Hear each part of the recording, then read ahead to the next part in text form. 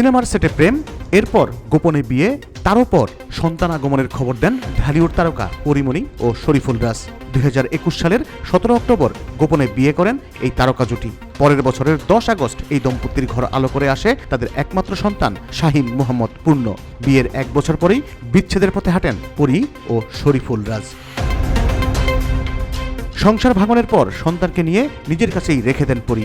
বিচ্ছেদের পর বিভিন্ন সাক্ষাৎকারে তিনি জানিয়েছেন, বাবা হিসেবে সন্তানের প্রতি কোনো দায়িত্বই পালন করেননি শরীফুল রাজ, সবটা তার নিজেরই সামলাতে হয়েছে।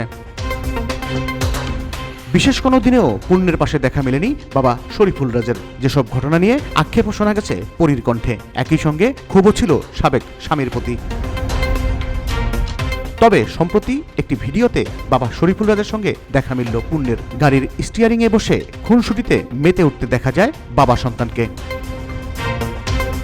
সেই মুহূর্তের একটি ভিডিও ফেসবুকে প্রকাশ করেছেন শরীফুল রাজ। লিখেছেন, আমার ছেলের প্রতি আমি কিভাবে ভালোবাসা প্রকাশ করতে পারি। পৃথিবীর কাছে আপনি একজন মানুষ হতে পারেন, কিন্তু একজনের কাছে আপনি হয়তো পৃথিবী। তোমাকে ভালোবাসি আমার চ্যাম্প। এরপরেই নতুন বছরের শুভেচ্ছা জানান শরীফুল রাজ।